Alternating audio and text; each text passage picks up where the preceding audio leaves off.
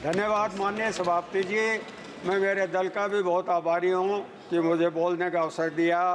इस वित्त विधेयक पर देखने से लगता है कि ये धनवानों के लिए, धनवानों के दोस्तों द्वारा, धनवानों से सहानुभूति रखने वाले लोगों द्वारा ये बजट तैयार किया गया है। एक तरफ कॉरपोरेट जगत को बहुत सारी छूटें दी गई हैं। कहाँ 32% उन पर टैक्स लगता था, उसको लेते लेते 20% पर ले आए। और दूसरी तरफ जो आम आदमी है, जो नौकरी पेशा लोग हैं, उसके 7 लाख करके भी बहुत खुशी मना रहे हैं कि 7 लाख रुपये हमने उसकी लिमिट कर दी, 17,000 रुपये की उसको छूट दे दी। यही नहीं, पहली बार बहुत साल बाद ऐसा लग रहा है कि आम आदमी से ये बजट दूर है। आम आदमी का बजट होता तो आज जो सदन में बात उठ के आई वो नहीं होती, चाहे हमारे महाराष्ट्र के दोस्त बोल रहे, चाहे हमारे उत्तर प्रदेश के दोस्त बोल रहे। जो जो बजट की साइज बढ़ी त्यों त्यों गरीब को भूलते गए, असंगठित क्षेत्र को भूलते गए, युवाओं को भूलते गए, बेरोजगारों को भूलते गए। और सबसे ज़्यादा बड़ी मार करी है वो किसान और किसानी पर करी है। यहाँ कहा गया था कि किसान का आय दुगनी करेंगे, आय दुगनी नहीं करी, बल्कि उसका जो इनपुट था कृषि का, उसकी लागत दुगनी कर दी। और दुगनी पर भी नहीं रुके, जीएसटी कृषि उपकरणों पर लगा दी, आपके फर्टिलाइज़र के कट्टे की साइज़ कम कर दी, आपके जो किसान की और दूसरी बातें थी, किसान का जो कर्जा माफ करने की बात थी, उस पर कोई ध्यान नहीं दिया गया। मैं अध्यक्ष महोदय जिस क्षेत्र से आता हूँ वो किसान प्रधान देश है, एक प्रदेश है, वहाँ किसानी है, और वो भी एक फसलीय इलाका है। हमारे किसान बहुत मेहनत से काम करते हैं, बहुत खून पसीने से काम करते हैं, और हालत आज ये है कि उनको जो उनकी लागत है वो ही नहीं मिल रही, दुगुनी आय तो मिलने से रही। यहाँ घोषणा की गई कि हम एमएसपी को कानूनी दर्जा देंगे, कहीं उसके लिए पूरे बजट में कोई चर्चा नहीं है। आपके हेल्थ सेक्टर की बात ले लीजिए, आप उप स्वास्थ्य केंद्र से लेके और मेडिकल कॉलेज तक जो चिकित्सा सुविधा है उसका कहीं कोई धनी दौड़ी नहीं है। कहा गया, बहुत सारी आलोचना करते हैं हमारे पूर्व प्रधानमंत्री, प्रथम प्रधानमंत्री जी का, पर उन्होंने 1956 में जो एम्स बना दी थी दिल्ली में, उसके मुकाबले की आज भी ये 10 साल में भी कोई एम्स एक भी तैयार नहीं कर पाए।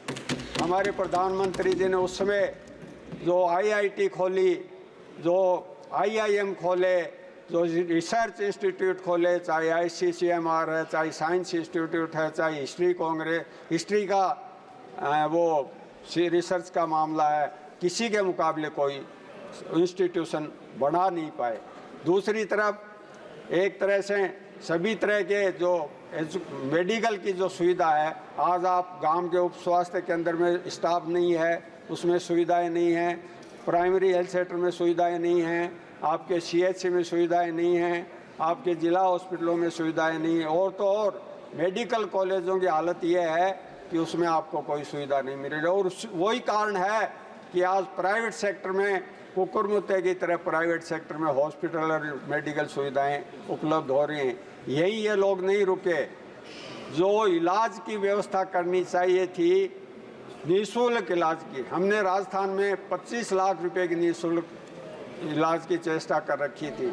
अभी एक क्वेश्चन पर हमारे पंजाब से आने वाले अमरेंद्र राजा साहब ने कहा था कि हम बहुत सारी चिट्ठियां लिखते हैं, अगर आप क्यों नहीं ये व्यवस्था कर देते हैं कि जो भी गंभीर रोग हैं उनका सारा इलाज निःशुल्क भारत सरकार करवाएगी। जब राजस्थान सरकार 25 लाख का इलाज करा सकती है तो आप क्यों नहीं अपने जो स्वच्छ भारत है उसके तहत 5 लाख रुपए देते हैं, उसको क्यों नहीं आप 30 लाख रुपए कर दें। आपको अगर इस देश को आगे ले जाना है, अगर सोसाइटी को आगे बढ़ाना है, तो आपको हेल्थ सेक्टर पर अपना खर्चा बढ़ाना पड़ेगा। आपको एग्रीकल्चर पर आप 21 में 4.40% खर्चा करते थे, अब आप 24 में उसको 2%, 5% पर ले आए, जबकि 54% लोग इस देश के कृषि पर निर्भर हैं। सारी आपकी इंडस्ट्री कृषि से चलती है। आपका जो खाद्य सुरक्षा की आप बात करते हैं, जिस पर कहते हैं हम 80 लाख लोगों को अनाज मुफ्त दे रहे हैं, वो सिर्फ और सिर्फ आप किसान के बलबूते पर दे रहे हैं। उस किसान के बलबूते पर दे रहे हैं जो अपने खून पसीने से ये सारा अन्न आपके लिए उत्पन्न करता है। नहीं तो बहुत सारे पुराने लोग हैं, उनको याद होगा PL 480 के तहत अमेरिका से इस तरह का खाद्य आता था जिसको पशु भी नहीं खाते थे। ये हिंदुस्तान का किसान है जिसने अपने बलबूते पर इस देश को आत्मनिर्भर बनाया।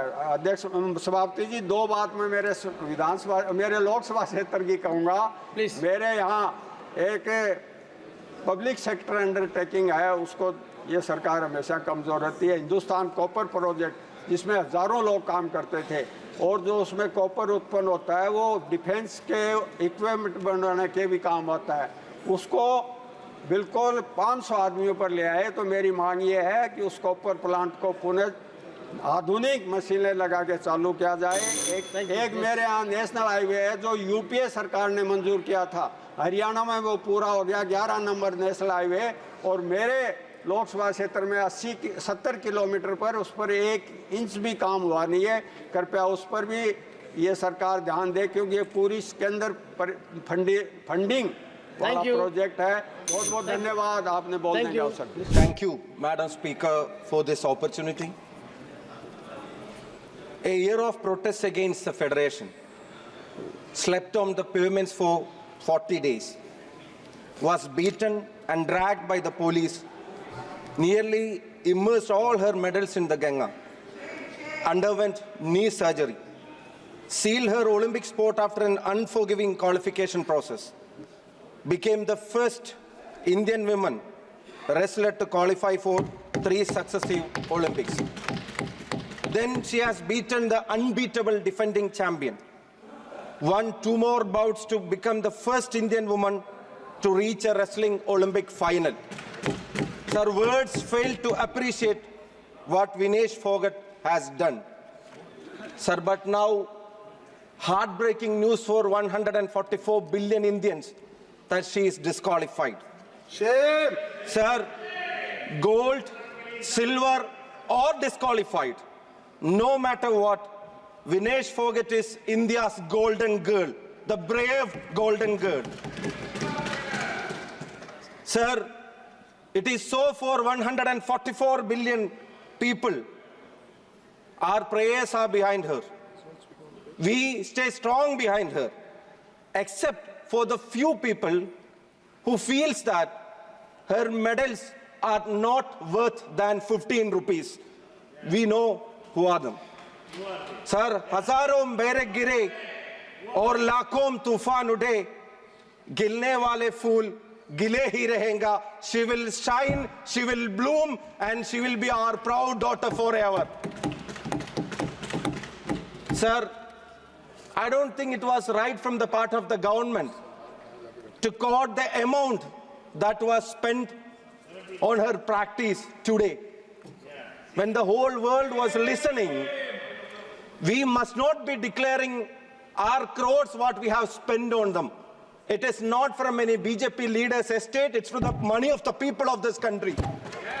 Sir, today it was just, our responsibility was just to show our solidarity with her. It was not good on the government of India to detail who all people we have sent with her, how much money we spend for her, which all nations we spend for practice. You could have said it some other day, but not today.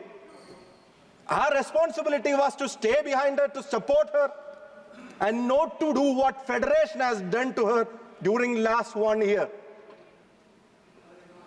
Sir, now the government has to ensure that all possible measures and steps must be taken to ensure that she gets her berth back.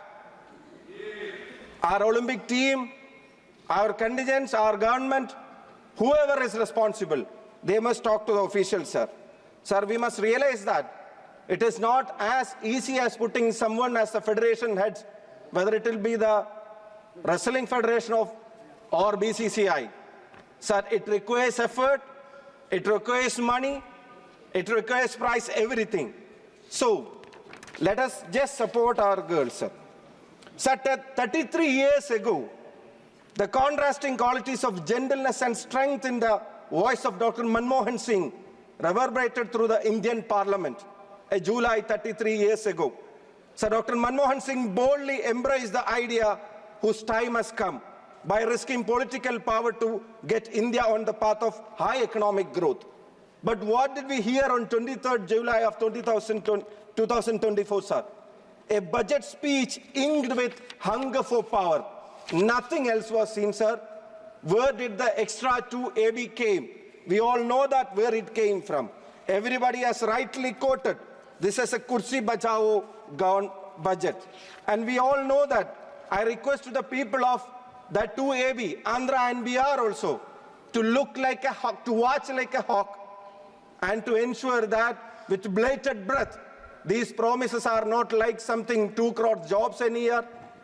These promises are not like in curbing terrorism forever. It's not like bringing back all the black money from abroad to India. It's not like the 1,25,000 crore that has been offered to Bihar in past also.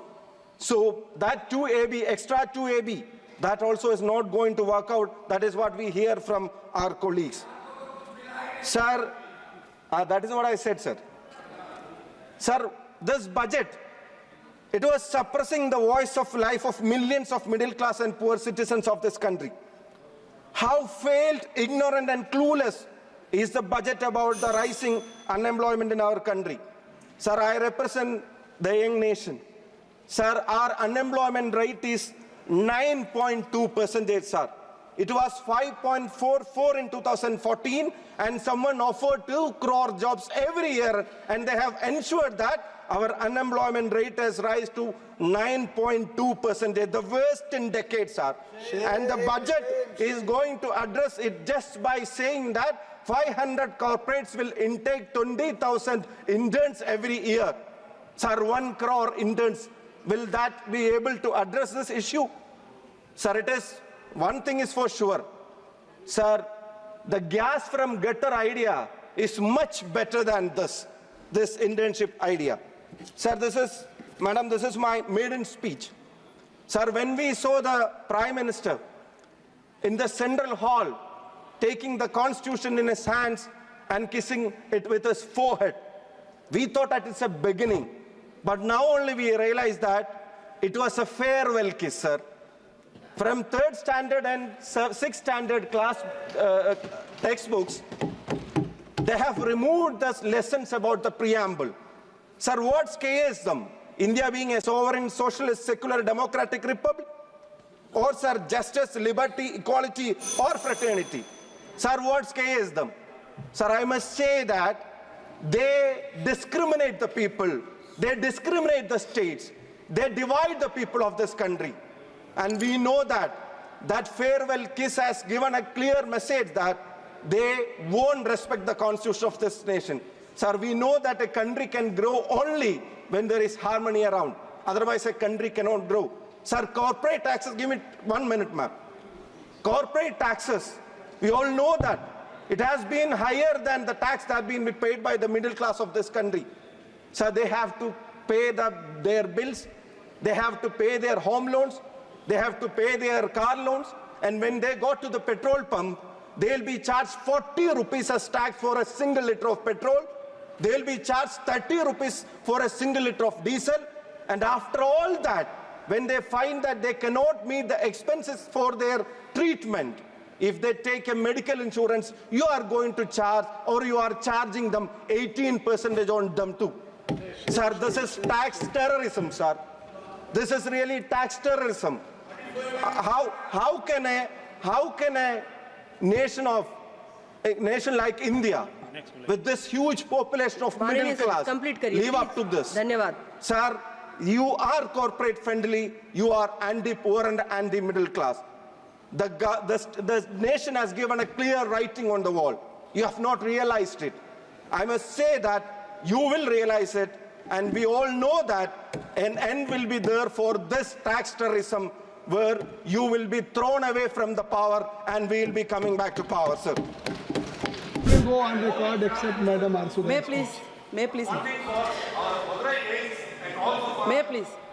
மானமும் அறிவும் மனிதனுக்கு அழகு என்று சொன்ன தந்தை பெரியாரையும் பட்டங்கள் ஆள்வதும் சட்டங்கள் செய்வதும் பாரினில் பெண்கள் செய்ய வந்தோம் என்று சொன்ன மகாகவி பாரதியாரையும் நினைவு கூர்ந்து எல்லையற்ற அன்பையும் பாசத்தையும் என் மீது பொழிந்து எனக்கு வாய்ப்பளித்த மயிலாடுதுறை பாராளுமன்ற தொகுதி மக்களுக்கு நன்றி கூறி இந்த தேசத்தை காப்பாற்ற வந்த மகாத்மா காந்தியின் உருவில் இருக்கின்ற எங்கள் இளந்தலைவர் ராகுல் காந்தி அவர்களுக்கு நன்றி கூறி என் உரையை துவக்குகின்றேன்.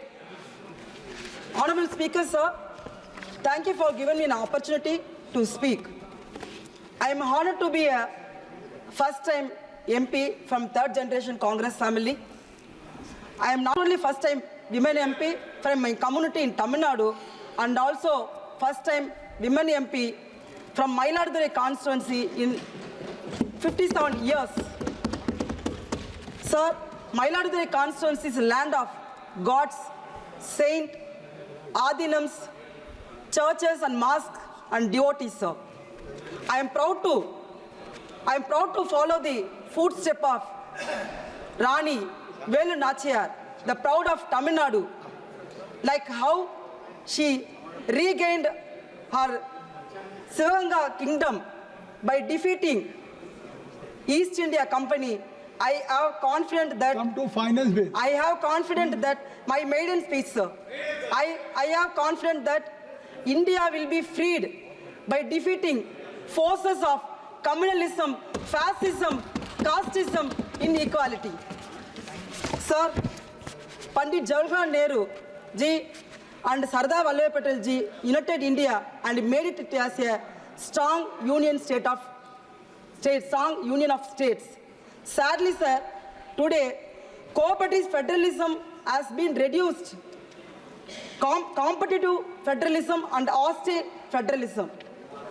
Sir, I will give 3 examples. First, even though 15th Finance Commission mandated that the government of India should devolve 42% of total revenue taxes and revenue, the government is devolving only 30% of the 38.5 lakh crores of total tax revenues.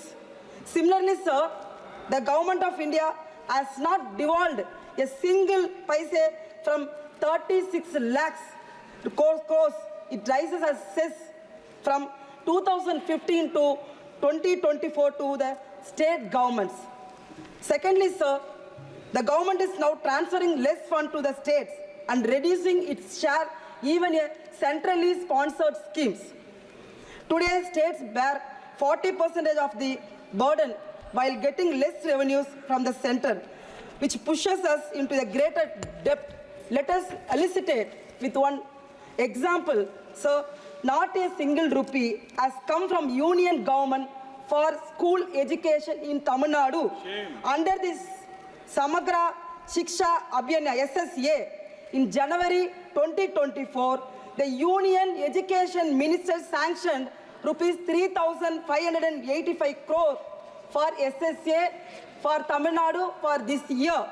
Of this, rupees 1,434 crore was the state component, that is 40%. So the state government promptly dispersed that share, its own share. Yet 6 months into the year, the government of India has still not released a single rupee for the children education. Why this, sir? Finance Minister and our Prime Minister always talk about Thiruvalluvar and Tamil language. But their aim is, sir, தமிழ்நாட்டு மக்களுக்கு கல்வி கிடைக்கக்கூடாது, தமிழ் மாணவர்கள் கல்வி கிடைக்கக்கூடாது, நீட்டை கொண்டு மாணவர்களை ஒடுக்குவேன் என்ற எண்ணத்தோடு செயல்பட்டு கொண்டிருக்கின்ற இந்த மத்திய அரசாங்கத்தின் கனவை தமிழக மக்கள் அடியோடு தகர்ப்பார்கள் என்பதுதான் உண்மை. Speaker, sir, thirdly, Tamil Nadu was devastated by floods in December 2023. Sir, ours is a coastal state that is prone to cyclones almost every year. We lost countless lives and assets every year. Yet even though Government of India has given 11,500 crores as a flood relief package to Bihar. We are not questioning about that. But our question is, makes no special grant for Tamil Nadu, sir. Sir, both the finance minister and defense minister have visited Tamil Nadu, saw the devastation with their own eyes, Yet they have not provided any special package to us. Is the Tamil Nadu is a site for political tourism for BJP leaders, sir? When is this stepmotherly attitude going to stop? Sir, Tamil இனத்தையும் தமிழ் மக்களையும் அழிக்க நினைக்கின்ற யார் ஒருவரும் சோடோடு அழிந்து போவார்கள் என்பதுதான் வரலாறு. அதை நான் மீண்டும் மீண்டும் பாரதிய ஜனதா கட்சிக்கு நான் I took only 3 minutes, sir. So my maiden speech, please consider. The women came from very rural area, sir. I came from very rural area. Please give me an opportunity. Speaker, sir, the government needs to understand that states have an equal responsibility to advance the economic and social welfare of 132 crore Indians. When the consumption expenditure is at a historic year low, unemployment is at a 50-year high, wages have been stagnant since 2015, and the household debt is at a 34-year high. It's a state who are best placed to uplift Indian by making customized policies. So when the government of India deprives states, the government of India is also depriving 132 crore Indians. Sadly, sir, states have no platform to speak each other or to center. National Development Council, National Integration Council, the Interstate Council, the Planning Commission have been destroyed past 10 years by this central government. Instead, we have a pre-punctuary Nidhi Ayog. Sir, please, sir, 2 minutes. Speaker, sir, I would be remiss if I did not speak about the historic 50-year unemployment India is facing. There are many youngsters in the state who have asked me to raise this issue to the BJP government.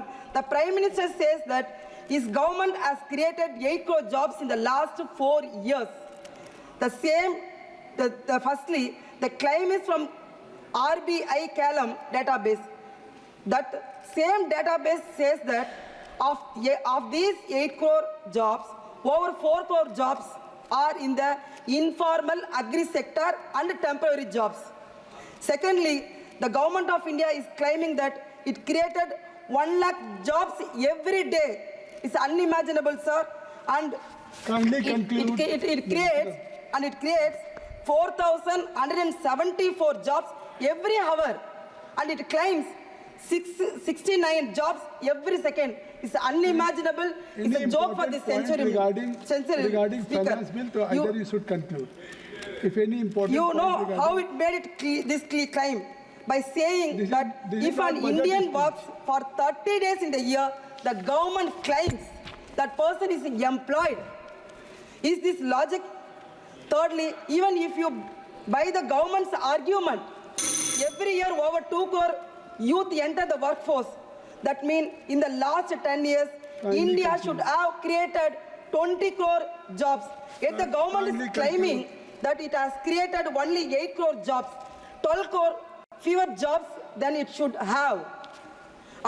Additionally, Madam, the government of India, sir, please, allocate 2 minutes. No, 2 minutes. I hail from the remote village to represent, to raise the voice of village people. Kindly, I humbly request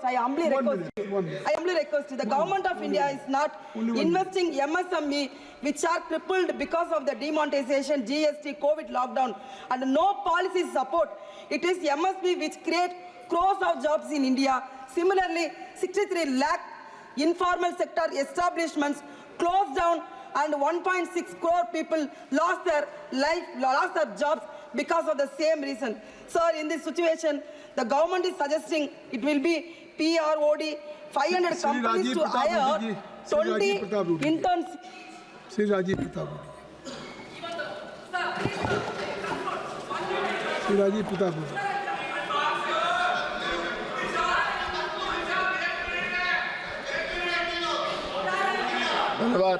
Already you have already taken more than 10 minutes.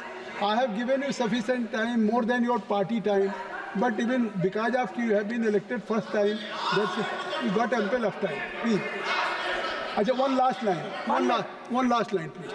1 minute, I conclude. One line, please. 1 minute, I conclude. No, not 1 minute, one line. Sir. Kindly conclude. Treasury bench, one honorable member asked my party leader, Rahul ji. You have not to Jati. respond, please. I will tell you, Your leader will respond. I Jati, think. Jati. Please.